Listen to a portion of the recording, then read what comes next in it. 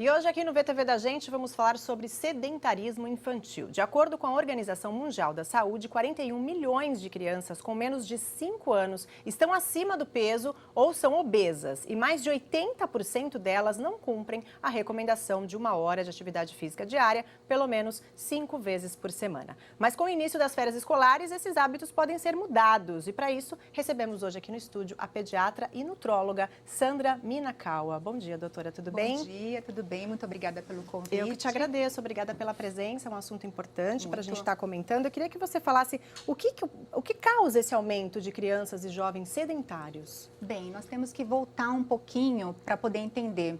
Antigamente, não existia essa violência, então as crianças permaneciam mais nas ruas, elas brincavam de correr, de esconde-esconde, de pega-pega.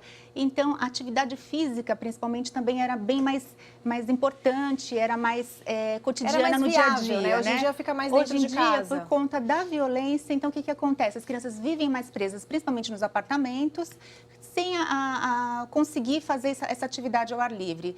E consequentemente, a tecnologia também veio com tudo, né? Também, eu não sei se ajudou ou atrapalhou, não sei nem qual a palavra certa. É difícil a gente prever e tentar resolver esse aspecto, mas a criança passou a ficar muito tempo em frente a games, computadores. E muito novinhos, né, muito, doutora? cada vez a gente vê pequena, bebês, e parece que eles nascem sabendo mexer, né? Até mais que a gente. Nós vamos a restaurantes e vemos bebês com o tablet da galinha pintadinha, de desenhos, né? E isso, na verdade, não é nada saudável, né? É lógico. E quais os riscos para uma criança de 5 anos, por exemplo, que está obesa? Então, o que acontece? Nessa fase dos 5 anos, a criança não tem que estar obesa, ela não tem que estar acima do peso. A criança até 1 ano, ela ganha o peso, ela até fica mais rechonchudinha, aquele bebê gordinho, bonitinho. Por quê? Porque essa reserva de gordura de energia, ela vai utilizar ao longo dos outros anos. Vai começar a andar, vai correr, vai brincar. Então, ela se torna até um pouco magrinha, onde a mãe fala, nossa, mas ele está mais magrinho, não come direito.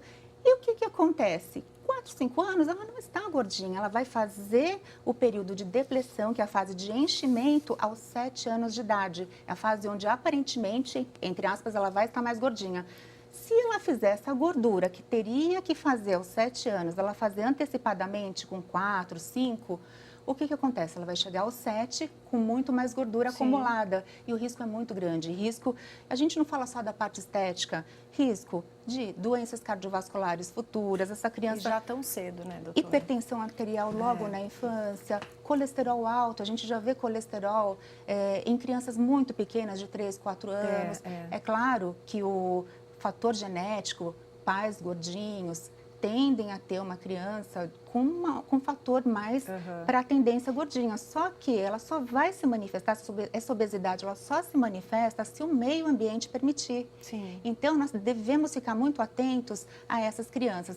Está vendo que já está ganhando mais peso, vamos buscar ajuda médica, nutricional, para evitar. Quais os cuidados que os pais devem ter? E mais importante, acho que é a alimentação em casa. É o que tem na geladeira, né, doutora? Então, porque se não tiver, a criança não vai comer. Exatamente, Vanessa. Então, em primeiro lugar, a mãe, assim, ela percebe quando o filho já está um pouquinho acima do peso. É aquela criança que ela já foge ao padrão normal na escola. Você compara com os amiguinhos de classe, Exatamente. Então, né? essa é uma dica que eu dou. A criança, de repente, 4 anos, mas já está vestindo roupas de 10, de 12. Alguma coisa não está certa. Então, vamos levar primeiro o profissional, ao médico, para fazer os cálculos, que não é tão simples. Existem tabelas apropriadas para sexo, idade, e onde a gente vai ver se realmente existe sobrepeso, obesidade grau leve ou obesidade já grave. Então, a gente vai classificar a criança.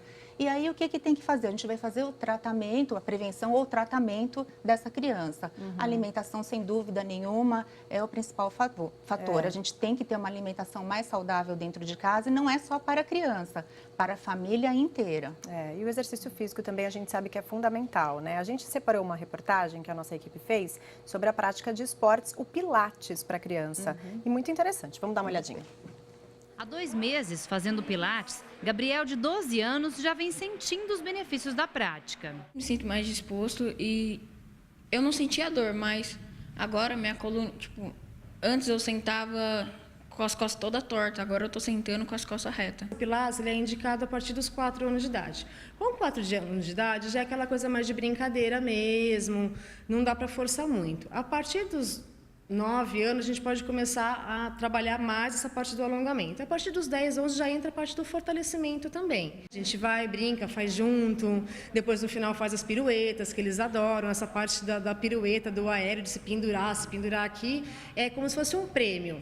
Eu falo assim, no começo da aula vamos ficar quietinho, vamos respirar, aprender a respirar, fazer o alongamento direitinho. No final a gente vai tudo pendurar. Aí a gente se pendura da pirueta e é assim, né? Estamos lá da casa. Você faz assim um pouquinho que eu te dou um pouquinho do que você gosta. Além de trabalhar o fortalecimento dos músculos, aeróbica e equilíbrio, o Pilates vem de encontro com um dos principais problemas que atinge boa parte da molecada, a postura.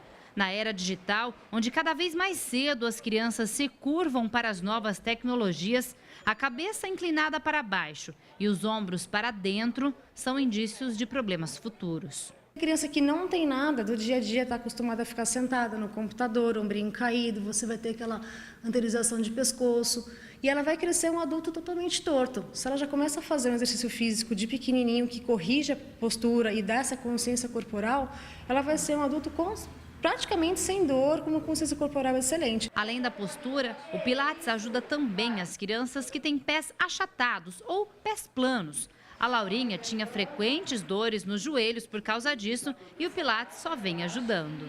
Eu fazia ginástica na minha escola e eu conheci aqui, e eu gostei mais daqui e me adaptei mais aqui. E o joelho ele doía assim e agora não dói mais, é bem melhor.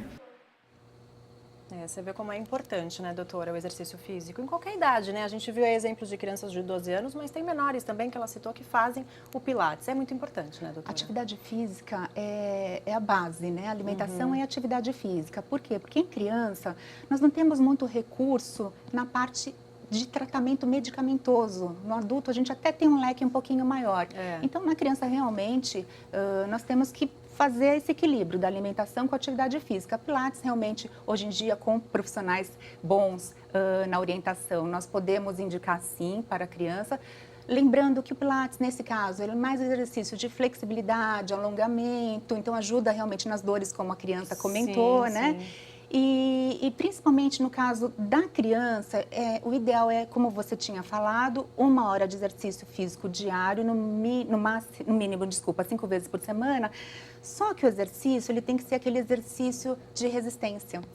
O Pilates ajuda, mas ele não pode ser só o Pilates. Uma brincadeira no parquinho, vale? Exatamente. Crianças pequenas são as atividades lúdicas, brincadeira no parquinho, correr, pega-pega, enfim. Os maiorzinhos já, as atividades mesmo de competição, basquete, vôlei. Por quê? Porque é muito importante que se eleve a frequência cardíaca e essa frequência cardíaca se mantenha elevada por um tempo.